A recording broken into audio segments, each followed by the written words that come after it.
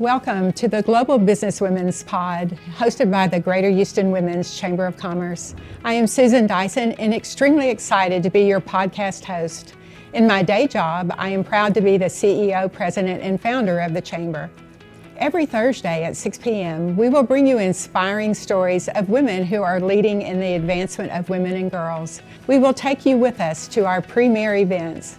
You will meet entrepreneurs, executives, and philanthropists who will empower and inspire you to succeed. So please mark your calendars and join us for the Empowering Global Businesswomen's Pod, Thursday at 6 p.m. Heather Linton, how lucky we are to have you here today with us. We're so excited to interview you and also to recognize you as a breakthrough woman.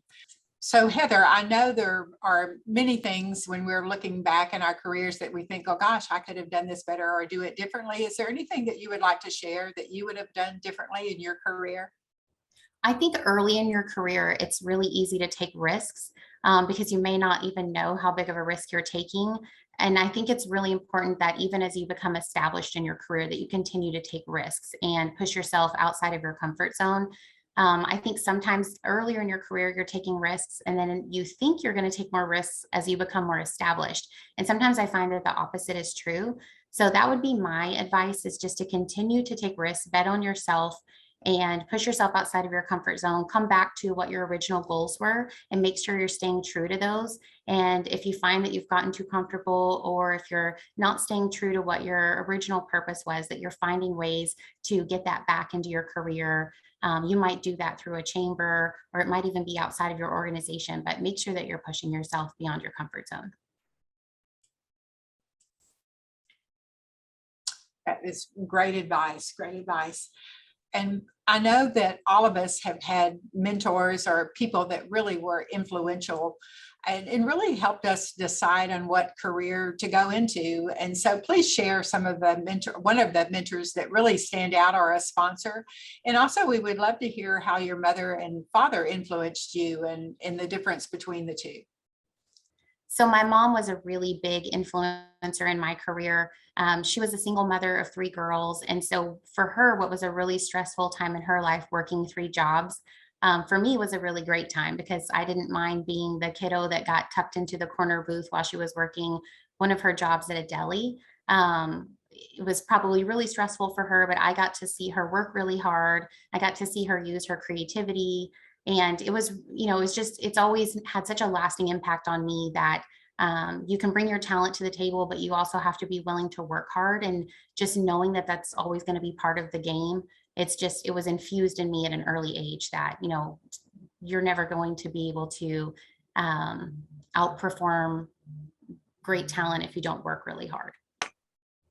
And I know that you are very active in the community. I've seen you in action. So please share with us why you think it's important to volunteer in the community, and really how has that helped you in your career?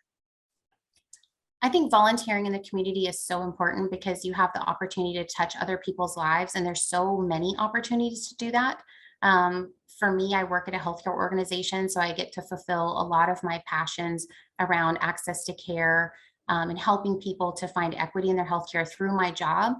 But I have a lot of passion around literacy, and I get to really repurpose myself and my skills in our community and focus on something that I'm passionate about. There's so many organizations out there where you get to really kind of fulfill your purpose through doing work in the community. So I think that it's a great way to kind of refuel yourself and help yourself find purpose while you're also helping other people. So I find that it's as rewarding for me as it probably is for the people I'm trying to support.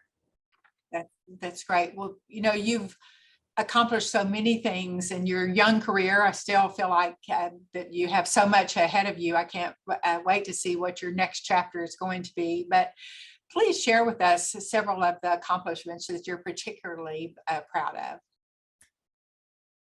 I'm really proud of my organization's work with the Astros Foundation and the Safe at Home program. It's given me an opportunity to share some of my story with some of our colleagues here, and given us a way to support women in the community who are struggling with domestic violence in their lives, and don't always know where to turn.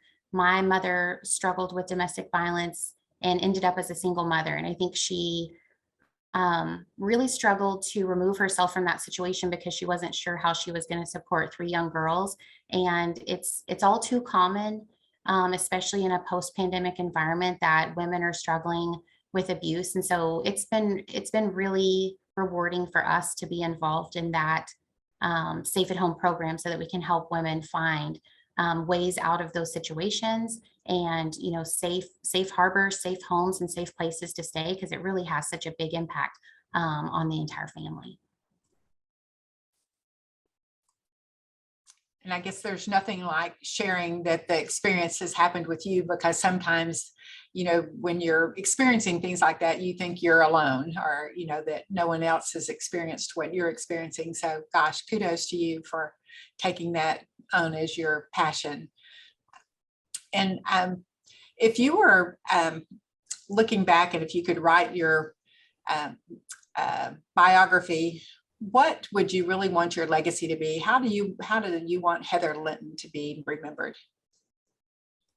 I'm really passionate about literacy, and I did not get a formal college education. I was going to college and working a full-time job, and ultimately ended up choosing that job and the career path I saw for myself, and kind of forgoing my college education. And for a long time, that was something that I didn't talk openly about. But in the last couple of years, I've recognized how empowering it is to be self-educated, and that I have a real responsibility to help other women and other young people see that there are kind of non-traditional opportunities and pathways forward in their career. So I really want to kind of connect, those alternative opportunities to getting that formal education with my passion for literacy, and just really help people understand that they can take off and do whatever they want to do.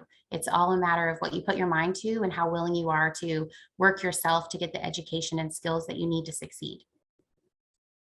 There's an unprecedented number of women now that are entering the workforce, and even women that are re-entering the workforce. We're living longer, staying in the jobs much longer than our parents did. So what advice would you give a woman that is entering or re-entering the workforce? The advice I would give to women entering or re-entering the workforce is choose yourself. I think you have to proactively choose yourself every day. As a woman, it's really easy to put your priorities, to put other priorities ahead of yourself, whether that's work, your family, children. And I think your best self, and your best, any version of yourself, whether you're a mom, coworker, sister, daughter, aunt, your best version of yourself is one that has had some self-care. So for women, when we get kind of lost in the shuffle of every day and we're trying to do everything for everyone else, we always fall to the back burner, even if it's just our preventative healthcare screenings. So choose yourself, take care of yourself, make sure that you really have time to check in with yourself internally. That would be my best advice. And I think that applies to women of all ages, whether you're coming back into the workforce after having a baby, or starting and launching a second career, or this is your first job out of school. I think it's always great advice for women to really make sure that they're taking care of themselves. Great advice. So could you just share a minute of Heather Linton? How would you describe yourself? Or if you had just met someone and you were introducing yourself, maybe an elevator pitch, just to talk a little bit. You can start at any age, start in your adult life or start as a child, but we really want to learn more about Heather Linton. So I'm Heather Linton, and I work for Blue Cross Blue Shield here in Houston. I'm really passionate about healthcare and access to healthcare. I'm also really passionate about literacy and about education, even if that means you're self-educated and you're looking for ways to excel in your career. So I love to talk about that. I am a passionate reader. I will literally pick up almost anything and read it. And so that's what really excites me the most in life. I'm a mother to two young children. So, I love to have fun, joke around. I don't take myself too seriously. I have a motto, and it's not awesome till it's awkward. Because I think that, the most important thing is just bringing your authentic self to every situation that you're in. I love it. Well, share just a few sentences about your children. Tell us about them, their ages, and really what makes them unique. I have two children, Jackson, who is 9, and Ren, who is 8. I had them both in 2013. So not sure that I recommend that strategy, but they couldn't be more different. One's really outgoing and one is not.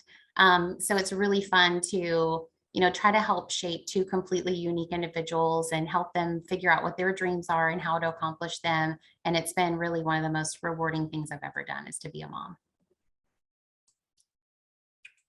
Wow, I don't know that I know anybody that have had. I know my daughter had hers closed, but I don't think, never in the same year. Wow. That's why there's only 2 of them.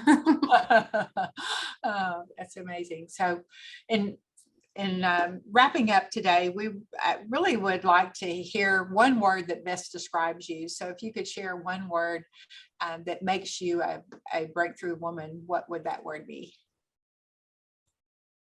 One word that describes me that I think lends to me being a breakthrough woman is accountability.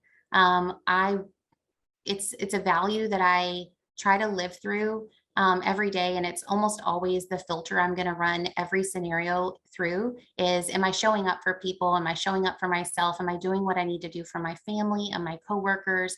Accountability is something that's sometimes lacking in this world. And a lot of times people just need to be heard. They just need somebody to show up and listen. So I'm always trying in every relationship that I have to be fully accountable to that person. And I think it's great advice, whether you're talking about a personal relationship or a business relationship. People want to know that they can count on one another. And I think that's more important than ever. Thank you for watching the Global Business Women's Pod, brought to you by the Greater Houston Women's Chamber of Commerce. We cannot wait to see you next Thursday at 6 p.m. And remember, you can always find us at GHWCC.org.